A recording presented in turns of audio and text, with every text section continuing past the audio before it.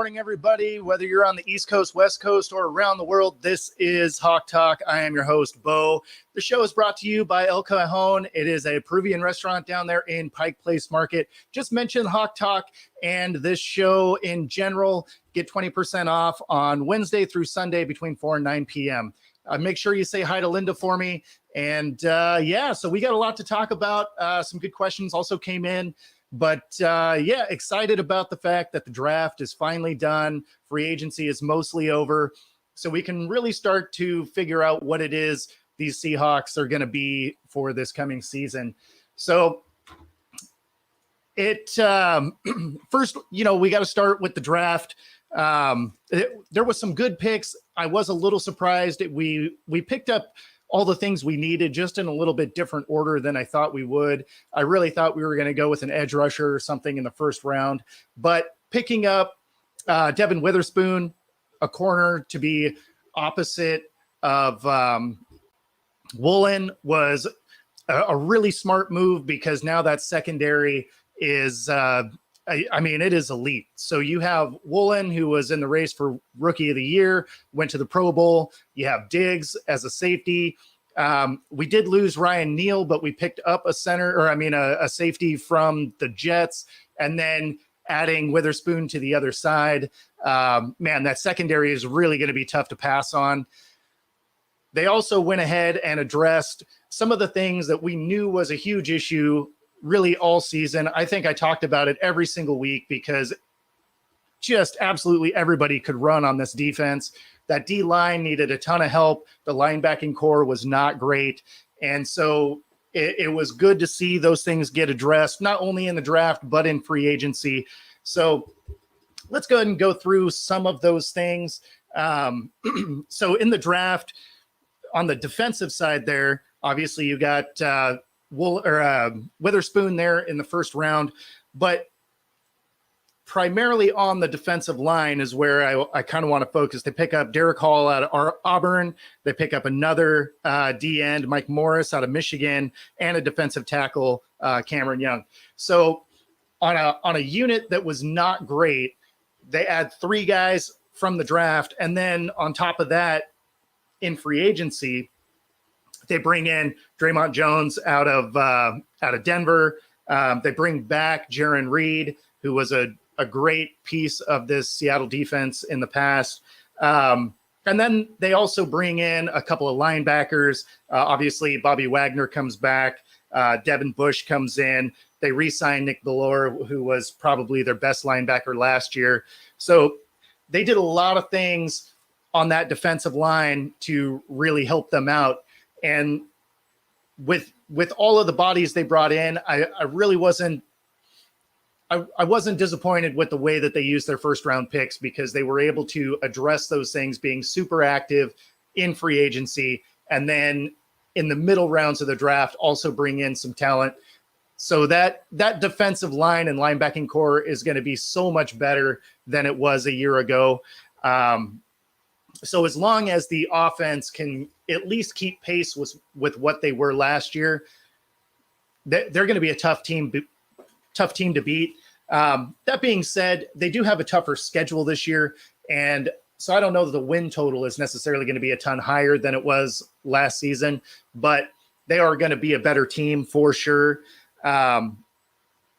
So some of the questions that came through: does Bobby Wagner have enough left in the tank to be a difference maker in the middle? Absolutely. Even if he were to not be as good as he's been over the last decade, you got to remember, even with the Rams, as bad as that team was, he was a top 3 linebacker as far as tackles and making an impact. So I don't feel like he just falls off a cliff coming into this season. But even if he does, it's still going to be a better unit than it was last season, just because you have his leadership to help drive that unit. So they also brought in some guys. I feel like that's going to be a lot better. You also have Jamal Adams back, who I know is listed as a safety, but they really use him as a linebacker. So they'll be able to do a lot more things with that defense than they were able to before. Really looking forward to kind of how that is going to go. Do I think that Charbonnet will push K9 to be more productive? I mean, I don't know how much more productive you could have really gotten out of Walker. He played, I think he missed 5 games last year, and he was still a top 6 back in production. So I don't know that you're going to get any more production in true Pete Carroll, form. They, he comes in, he's going to compete for that spot, but they are very different backs. And so I expect him to be more of that change of pace back, maybe a third down back where he's, because he's a bigger, stockier kid. So I think he'll be able to kind of jam through the line for those short yardage plays. And again, short yard or change of pace back for, just kind of, different looks on a defense. Do I think they're going to push each other? Of course, absolutely, because the way that the Seahawks work and the culture that they've developed is absolutely one of you're competing every day on the field, in practice, in the meeting rooms. Like it is a competition all the time. Do they let the guys be themselves? Absolutely. But do they push them to be the best they can be? Without a doubt. So do I think that he'll push him for more production? I don't know if he'll get more yards than he did a year ago, but just because they will split some touches, I would imagine. But do I expect there to be a drop off? Absolutely not. I mean, one, we hope that he can stay healthy all season, although that hasn't been a thing for the Seahawks in, almost a decade. But you always hope that there is your starting running back can make it through the season. Let's see. Are we not concerned enough with the D line? No, I believe that between the draft and, free agency, they made some real strides to make that unit better. They brought in 5 guys. They sign a couple of linebackers to help. So that front 7, rather than being, realistically the worst in the league, they're probably going to take a sizable step forward. I still don't think they're going to be amazing. Like, this is not going to be the Legion of Boom, top defense in the league. This is going to be a kind of middle of the road defense. But when you compare it to last year where they were historically bad for 3/4 of the season, that is a monstrous step forward. And that's why I say on the offensive side, as long as they don't just completely drop off, I do believe they're going to be a much better unit overall. But obviously that's why they play the games. We're not going to know until they get out there on the field, but having that complement of really an all-star cast in the secondary and then shoring up that front 7, that's really going to make a huge difference with this team. And again, until the last few weeks, that offense was a top 5 scoring offense all year. So even if they were to be top 10, but that defense steps into between 14 and 16, somewhere in there, if that's where the quality of this defense lands, then yeah, I mean they're going to be a much tougher squad to beat. But with how much harder this schedule is likely to be, I don't know that it necessarily equates into a ton more wins. They were a 9-win team last year. I'm figuring they're probably a 10-win team this year, but again, only because of strength of schedule. And we'll go over that a little bit here in a minute. How are the Hawks going to use Jamal Adams? So now that he's back in theory, and if he can stay healthy, which you hope he can, they're going to use him the way that they really brought him in to use him as, right? He's not a particularly good coverage safety, but he is a great,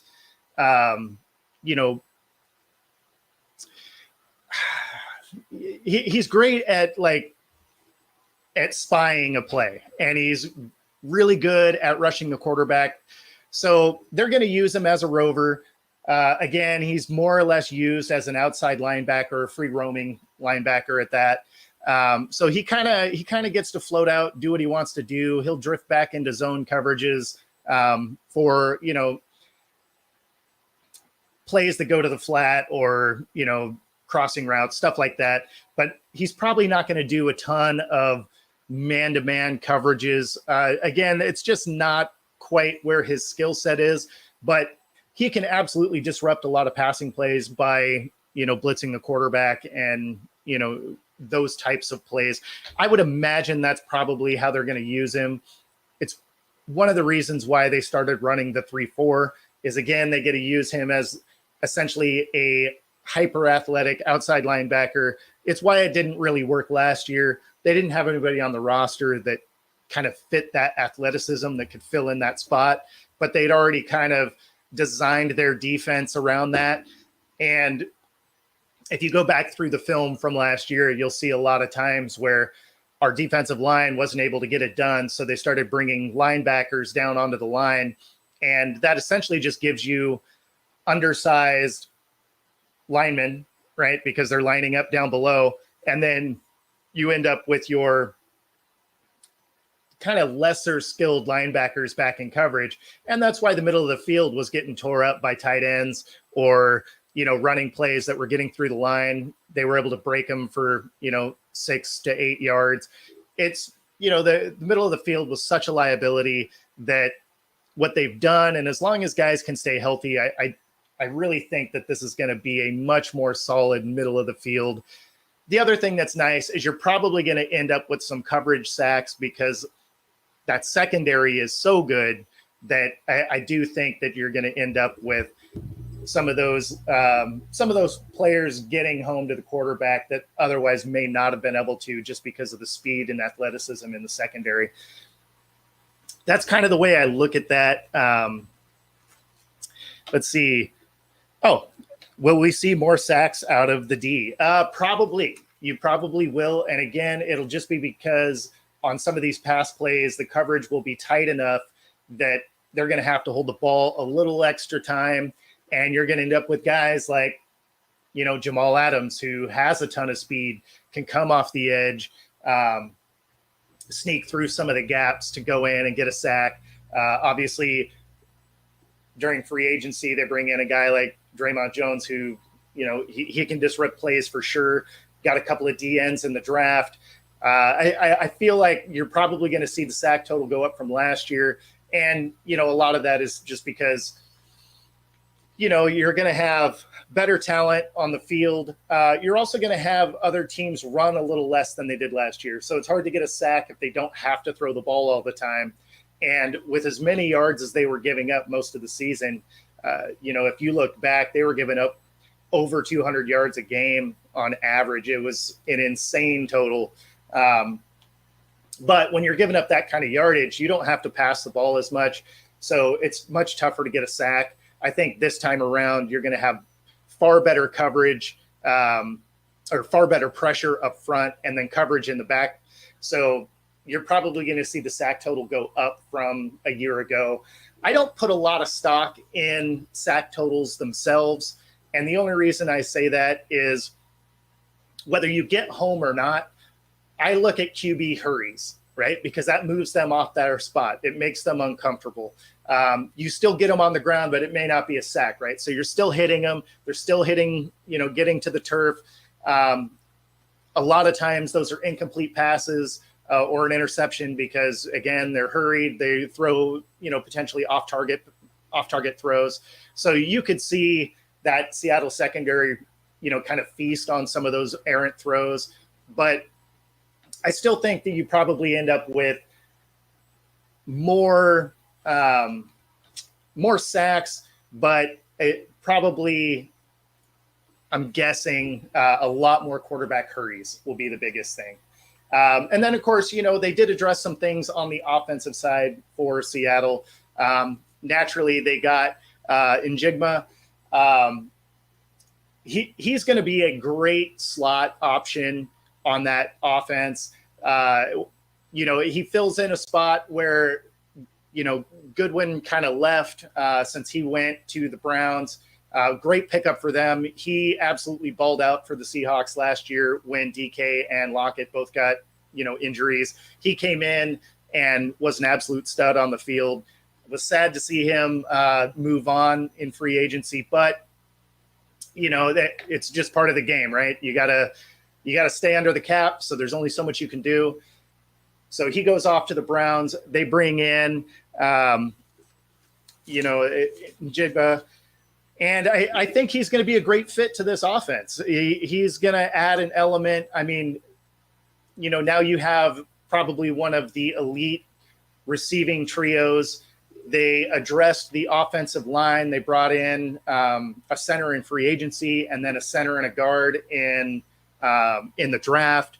So now you have the potential of, having Walker hit the line and actually have a gap to run through, because although they absolutely nailed both their tackles picks last year, the interior of the offensive line really struggled opening rushing lanes. They were actually pretty good in pass coverage, which is why Geno was able to set the single season, passing record for the Hawks. But against the run, they really didn't hold up very well as far as opening rushing lanes. And Walker was generally trying to break tackles before he even made it back to the line of scrimmage. And that is a really tough way to have any kind of consistent running game. And it's why a lot of the times it was 2nd and 12 and 3rd and 14 is that running game was largely ineffective unless he was able to break a couple tackles and bounce it out and, pick up a big play. But the running game just really wasn't what you expect out of a Seattle offense. And bringing in a couple of centers and a guard, I know they made some moves on the undrafted free agents, but those you never know. Like, they could develop into something. They could be cut in the first round of cuts there in preseason. The first preseason cuts. So those we won't really know about until we're a little further along, but they did add a few guys to that interior of the offensive line, which should be a huge boost as far as just, again, getting some rushing lanes for Walker to run through. It'll obviously make it easier for Charbonnet as well. So I look forward to the upgrade there. Now you have that receiving trio, which is fantastic.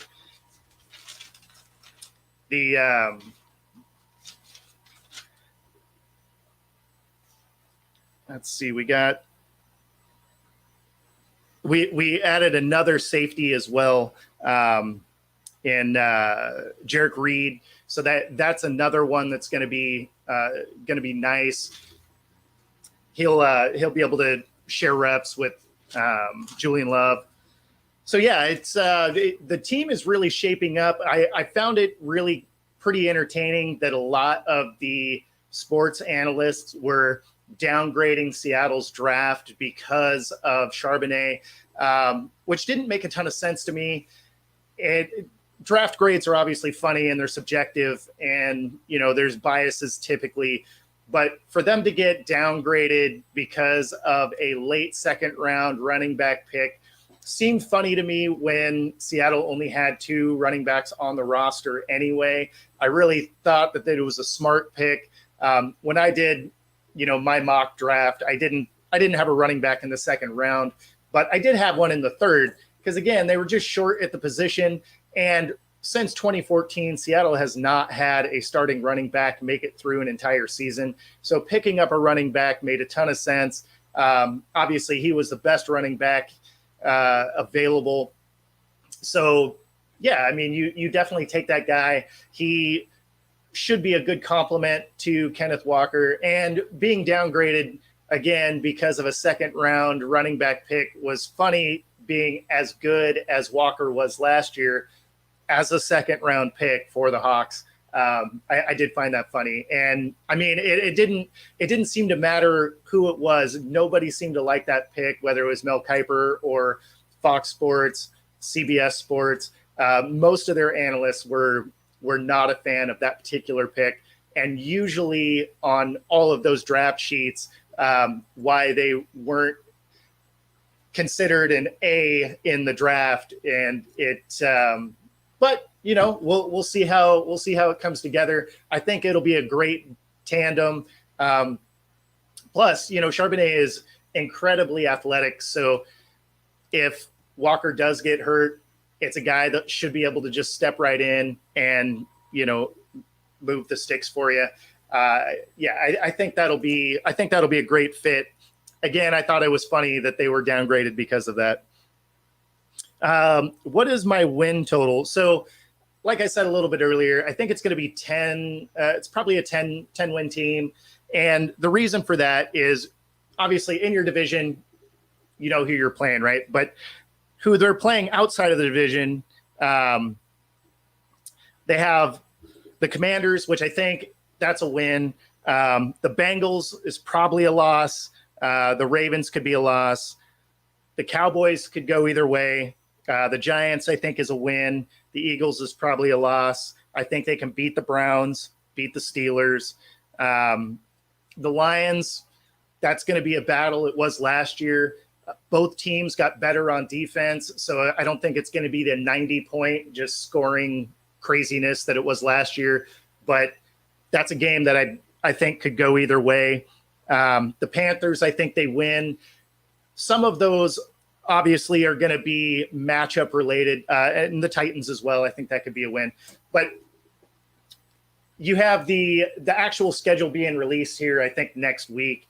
And that's really going to be kind of finalizing where you think these teams could be.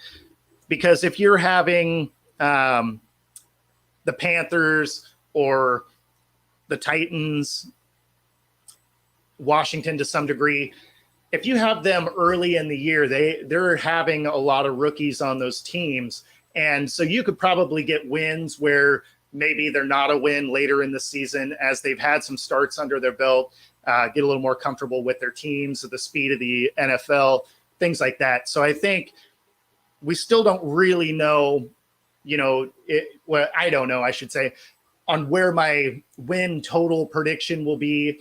I'm guessing 10, but you could potentially get a couple more if you hit some of these younger teams with a lot of rookies early. So that those could kind of go either way. And then obviously you have rookies on your own team. So you kind of have to figure out how that essentially new front seven of the Seahawks are going to gel. Or is it going to be, off to the race as soon as you get there? There are quite a few veterans because of free agency. Or are you in that scenario where the chemistry isn't quite there yet and they have some learning to do and potentially drop a couple games that you otherwise might not have? So really looking forward to the schedule coming out. Again, I believe it comes out before the 12th, so it's within the next week. I'm really looking forward to that because I think some of these matchups could be kind of a toss-up depending on when in the season. Naturally, some of that changes as well as the season goes on and people get hurt. And, football is that game of attrition, right? So whoever is the healthiest a lot of times wins, regardless of who was the better team overall. But that's kind of the way I look at it. I'm really looking forward to that coming out so that I can kind of really start to figure out where it is I think teams are going to be at. What do I think of the Njigba pickup? He's going to be that perfect slot receiver for this offense. It gives Geno just that third guy, an awesome, route runner, will be great across the middle, outs, stuff like that, seam routes. I feel like he's a really good third option, complement to Lockett and DK. And then, of course, have some veteran presence at tight end. You got your running game. Obviously, Walker can catch the ball. So I feel like he's going to be a perfect fit in that slot for Seattle. So again, really looking forward to starting to see the OTAs and, some of those workouts so we can kind of see how they're gelling. Are they going to end up with good chemistry? Geno has a lot to prove. He needs to show that last year wasn't an aberration and it wasn't just the 1 year everything was good kind of thing. He needs to come out and do exactly what he did last year to prove that he is that guy, not that last year was just an outlier. And I think he can be, because the things that he was able to do well really didn't have a ton to do with athleticism on its own. Yeah, he was able to scramble a little bit and make some off-schedule throws, stuff like that. But the biggest thing that he brought to the table was he made smart decisions with the football. He didn't put the ball in harm's way. He threw accurate balls. Completion percentage was, top in the NFL. So he did so many things well that are duplicatable things. So it's not like he had, some of those Jalen Hurts runs where, everything has to go right for one of those to work out, right? Where you bounce it, the play breaks down, you bounce it out, you run for, 50 yards. That's not a duplicatable thing. Everything has to fall the same way for you to be able to get that play. Whereas making smart decisions with the ball, getting rid of it when you need to, not being afraid of just getting the incomplete pass and moving on to the next play by throwing it away. Those are all things that are very duplicatable things. And he is a very coachable guy. Anytime you could see him kind of get in his head, you could see, Coach Carroll just, calm down, bring it in, like, you got this. And you could see his demeanor coming right back out on the field. And, you could tell that he was pushing that play out of his mind and getting ready for the next series. So, again, those are all just football IQ things that are duplicatable season, year to year and day to day. So I like the odds of him being able to duplicate some of what happened last year. Do I think he puts up the same yardage totals? I mean, maybe not. It's a run first team, always has been. And I don't foresee that really being different moving forward. But I do think that they trust Geno. He's been in the system for a few years. This last year as a starter, they'll probably open up some extra things to him. I like everything about what I'm seeing from where the Seahawks are going. Now, do I think that they can win the NFC West? That's tough, because I still think that the Niners are the better team overall. I think the Niners are probably going to be the division champs yet again, provided they can figure their quarterback situation out. That's a huge question mark on its own. Obviously, Purdy is out until the middle of the season at best. Lance may not be ready for week 1. So you have Darnold potentially starting week 1 and week 2. They were also attempting to move off of Lance. So who knows if that'll have any just kind of mental effect on him. I figure what will probably happen is Darnold will start week 1, maybe week 2. Lance will be ready to go by 2 or 3. He'll probably play 4 or 5 games, and they may try and move off him by the trade deadline. And then Purdy comes back. That's kind of what I see them trying to do. But, tough to say on that front as well, because they have a real hard time keeping quarterbacks on the field. And so they may keep Lance just because they need bodies in that room. But outside of their quarterback situation, on paper, they probably are one of the best teams on defense and just weapons-wise on offense. That I do think that they're probably still the favorite to win the division. But Seattle would absolutely find itself as a wild card team yet again at 10 wins. The NFC isn't as as brutal as it once was. So for them to be able to sneak into the playoffs in a wild card spot, absolutely is probably going to be a thing. So yeah, that's kind of the way I see that going down. Is the Niners probably win the division at like a 12-win type season. Seattle gets in as a wild card at like a 10-win season.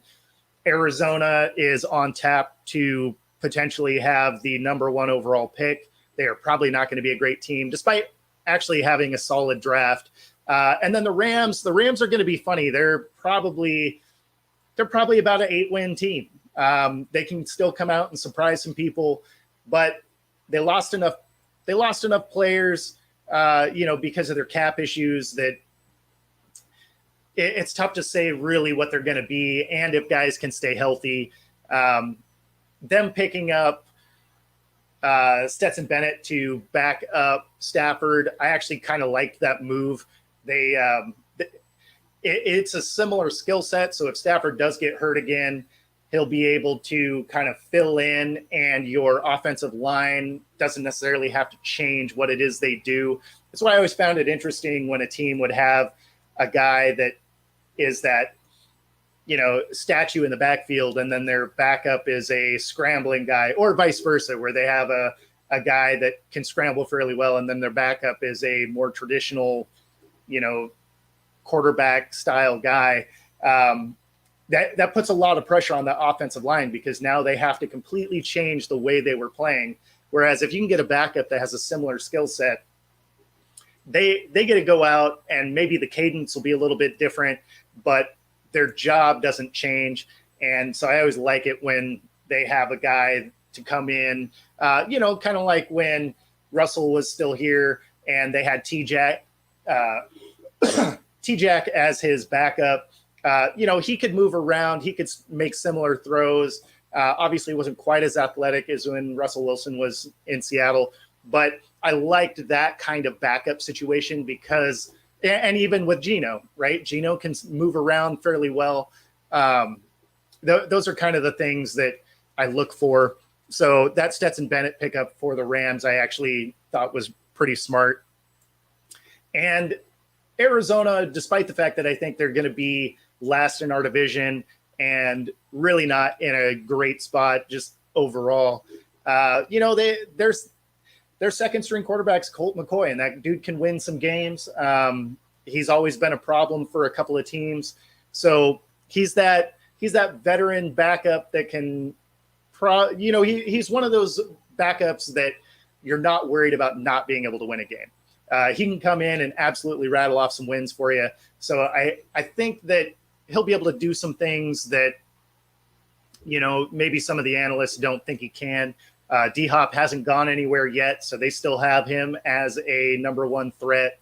I really did think that they were going to move off him during the draft. I know they tried, but we'll see. We'll see how it goes. But yeah, I think that it's going to be a fun season as a Hawks fan. It's going to be exciting. Even in the games that they lose, they're going to be really competitive.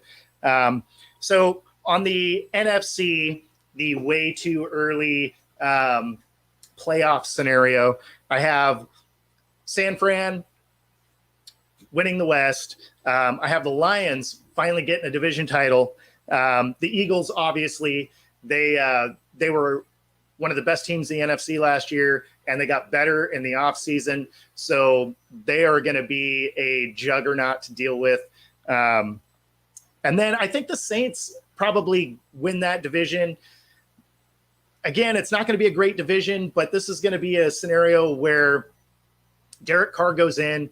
They have decent weapons. Not that, Adams wasn't a great weapon for him, but there was a lot wrong with that Raiders team. So down there for the Saints, he's got decent weapons, but he actually has a defense now. And if you look over Carr's career, that Raiders defense was bottom 4 the entire time he was with the Raiders. And so for him to be able to go there and have a competent defense, they're not amazing or anything, but they're middle of the road, which is considerably better than what the Raiders have been putting on the field. So I think the Saints win that division. And then when it comes to the wild card spots, that's where Seattle falls in. I think Dallas gets in. But then that next spot is a real question mark because it could be the Vikings or the Giants or, you know, I mean, I don't know. There's going to be a lot of question marks for that seventh spot. I think there's going to be probably 3 or 4 teams that are clamoring for it. The AFC, I think, is a little bit easier. KC obviously wins that division. I think the Ravens take that division. I thought they were going to last year, and then Lamar got hurt. Plus, there was all the drama over contract negotiations and all of that. So I don't think that any of that becomes a distraction now. He ends up with OBJ, and excuse me. So there's a lot of things that have kind of come together for the Ravens. Plus, after signing that, I think that Lamar will be kind of rejuvenated to, you know, get back out there and win. The Bills, I think, are still the favorite in that division. And then I think the Jags get in. And then in the wild card spots, I got the Jets because not so much because Rodgers is there, but just because there's a competent quarterback in the room. That defense was really good. So as long as that doesn't change from last year to this year, as long as they're relatively close to where they were, I think that just having an adult in the room under center will make a huge difference because there were quite a few games that just competent quarterback play probably would have won. And they were, you know, borderline a playoff team anyway. So Rodgers gets them in, but I think they go in as a wild card team. The Bengals get in as a wild card team. And then I think the Dolphins, as long as Tua can stay healthy, also ends up in that 7th spot probably. So that's kind of my way too early playoff sort of predictions there as far as who gets in. And obviously that'll change over time as guys get hurt or, you know, just kind of as they get cut, right? We still have a long way to go before the season starts. There's OTAs, there's the workouts, there's preseason. So, you know, those roster cuts that go from it's 98 to 53. So, I'm looking forward to it. I'm really glad that the draft is done. I was tired of seeing all the mock drafts out there. They were getting just absolutely ridiculous. But you know, they're fun to do. I always laugh when people do like 10 of them because, you know, then you could just auto draft because you're not necessarily putting a ton of thought into it anymore once you've had, you know, 8 or 10 mock drafts. Usually I'll do one and just kind of go from there. And they're never right. I mean, at the end of the day, you never really know what people are going to do. At no point did I see the Texans selecting 2 and 3. That was an amazing first round for the Texans. I don't think they're going to be good yet. They have a lot of things to still deal with, but I don't think they're going to be the worst team in the league. I think they take a step forward, but they're probably, I'd say they're at least 2 years away from being really competitive.